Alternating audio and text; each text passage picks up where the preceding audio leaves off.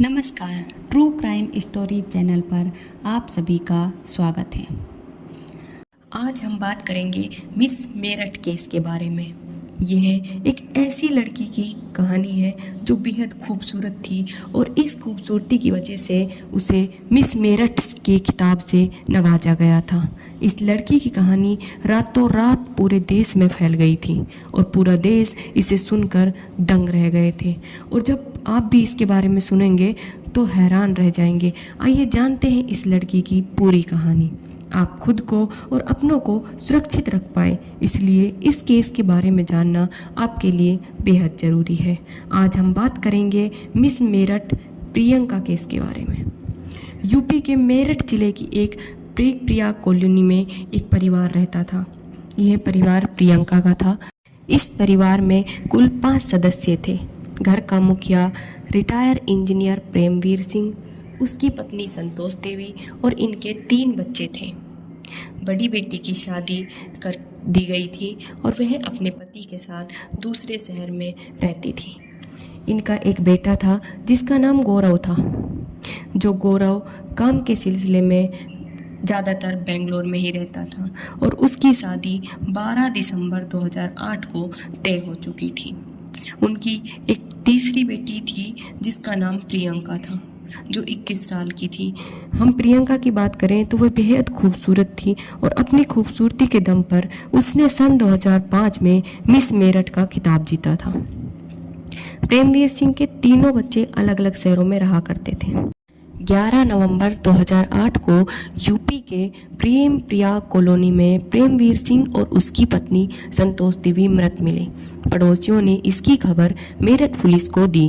Police तुरंत घटनास्थल पर पहुंच गई और उन्होंने देखा कि इनका कत्ल बहुत ही बेरहमी से किया गया था। घर का पूरा सामान बिखरा हुआ था। पहली नज़र में ही पुलिस को पता चल गया था कि कत्ल चोरी के इरादे से किया गया है। उसके बाद पुलिस ने बारीकी से जांच की। उनके घर से 50,000 रुपये और सोने के गहने गायब मिले। पुलिस वहां से सबूत जुटाती है और शव को पोस्टमार्टम के लिए भेज देती है। पोस्टमार्टम से पता चला कि पहले संतोष देवी का कत्ल किया गया था। संतोष देवी को गला दबा कर मारा गया था, जबकि प्रेमवीर सिंह को किसी तेज धारदार वाले चाकू से मारा गया था। इसको देखकर ऐसा लग रहा था कि मारने वाले ने इन्हें किसी भी हालत में जिंदा छोड़ना नहीं चाहा था। इसके बाद पुलिस ने बारीकी से जांच शुरू की और आसपास के लोगों से पूछताछ की तो एक पड़ोसी ने बताया कि रात को इनके घर से कोई आवाज़ नहीं आ रही थी, जबकि इनके घर में एक डोबरमैन कुत्ता था जो अनजान लोगों को देखते ही भौंका करता था। इस बात को सुनकर पुलिस को शक हो जाता है, क्योंकि जानकारियाँ अपना ही है जिसने इस घटना को अंजाम दिया है। इसके बाद पुलिस प्रेमवीर सिंह के बेटे गौरव को इस घटना की जानकारी देती है। गौरव तुरंत अपने घर लौट आता है। जिस घर में 1 महीने बाद शादी होने वाली थी वहाँ मातम छा गया। इसके बाद पुलिस ने गौरव से कहा कि घर का जो भी सामान गायब हुआ है उसकी एक लिस्ट बनाओ और हमें दे दो। गौरव ने लिस्ट बनाई और पुलिस को दे दी। पुलिस ने जैसे ही लिस्ट को देखा वह चौंक गई। घर से पैसा, सोना, बैंक एविडेंस और कुछ प्रॉपर्टी के कागजात भी गायब थे। हैरानी की बात तो यह थी कि चोर इन वसीयत के कागजों का क्या करेंगे। गौरव ने पुलिस को बताया कि कुछ समय पहले ही प्रेमवीर सिंह ने प्रॉपर्टी के नए कागजात बनवाए थे, जिसमें उसने सारी प्रॉपर्टी अपने बेटे गौरव के नाम कर दी थी। अब तो पुलिस का शक पक्का हो गया था कि इस घटना को अपनों ने ही अंजाम दिया है। इसके कई रीजंस थे, जैसे बैंक एविडेंस और प्रॉपर्टी के कागजातों का गायब होना, उनके डोरमैन कुत्ते का नहीं भौंकना और ऐसे कई सबूत थे जो इस घटना की कहानी बयां कर रहे थे। अब पुलिस इनके तीनों बच्चों और रिश्तेदारों पर नज़र रखती है तथा सभी की कॉल डिटेल्स और कॉल लोकेशन निकलवाती है। इसके बाद पुलिस प्रेमवीर सिंह के तीनों बच्चों से पूछताछ करती है, जो कि सबसे पहले शक के दायरे में थे। शुरुआती पूछताछ में ही गौरव और उसकी बड़ी बहन, जिसकी शादी हो चुकी थी, शक के दायरे से बाहर हो जाते हैं। अब पुलिस को प्रियंका पर शक था, क्योंकि माता पिता के साथ इतनी बड़ी घटना होने के बावजूद भी वह नहीं आई थी। और जब माता पिता के साथ उसके रिश्तों के बारे में पता किया गया तो पता चला कि उसके अपने माता पिता से रिश्ते ठीक नहीं थे। प्रियंका ने सन 2005 में मिस मेरठ का अवार्ड जीता था। उसके बाद वह सन 2006 में south Delhi government girls polytechnical college में पढ़ने चली गई। घर से जाने का कारण था कि कुछ दिनों से उसके रिश्ते अपने माता पिता से अच्छे नहीं थे, क्योंकि प्रियंका एक लड़के से प्रेम करती थी और माता पिता उसके खिलाफ थे। माता पिता उस लड़के से दूर रहने की हिदायत देते थे, लेकिन वो नहीं मानी। लेकिन फिर कुछ महीनों बाद वह लड़का प्रियंका का इस्तेमाल कर उसे छोड़कर चला गया। जब वह अपने परिवार से दूर दिल्ली चली गई, वहाँ उसकी मुलाकात अंजू नाम की एक लड़की से हुई और वे दोनों अच्छी दोस्त बन गई। परिवार वालों को अंजू बिल्कुल पसंद नहीं थी। वो प्रियंका को उससे दूर रहने को कहते थे, क्योंकि घर वालों को उनके रिश्ते दोस्ती से बढ़कर लगते थे। लेकिन प्रियंका को उसके माँ बाप द्वारा टोकना अच्छा नहीं लगता था। इसीलिए प्रियंका ने अपने माता पिता से रिश्ते ही तोड़ दिए और अंजू के साथ उसके घर में रहने लगी। प्रियंका के अनुसार यहाँ अंजू के अंकल डीपी सिंह और कजन अजेंद्र ने प्रियंका के साथ दुष्कर्म किया था। इसके बाद इन दोनों के खिलाफ प्रियंका ने पुलिस कंप्लेंट की और उसके बाद उन दोनों को जेल भिजवा दिया। इतना सब होने के बावजूद भी प्रियंका अंजू को छोड़ने को तैयार नहीं थी और अंजू की वजह से ही प्रियंका के रिश्ते उनके परिवार से धीरे धीरे टूटते जा रहे थे। प्रियंका की जानकारी निकालने के बाद पुलिस ने प्रियंका को कॉल किया, लेकिन उसका फ़ोन स्विच ऑफ आ रहा था। फिर जैसे तैसे करके पुलिस ने प्रियंका का पता लगाया। प्रियंका मेरठ के कमला नगर में ही एक किराए का कमरा लेकर अंजू के साथ रह रही थी। पुलिस वहां पहुंची और दरवाज़ा खटखटाया तो प्रियंका ने ही दरवाज़ा खोला। पुलिस ने उस रूम की तलाशी ली तो वहां से 50,000 रुपये, सोने के गहने, बैंक एविडेंस और प्रॉपर्टी के कागजात के साथ कई बैंक पासबुक्स भी मिली। इन सब को देखकर यह तो क्लियर हो गया था कि इस कत्ल में प्रियंका और अंजू का हाथ है। लेकिन जिस तरह कत्ल किया गया था उसे देखकर यकीन करना नामुमकिन था कि इस कत्ल में प्रियंका का भी हाथ हो सकता है, क्योंकि इतनी बेरहमी से अपने माता पिता की हत्या कोई कैसे कर सकता है।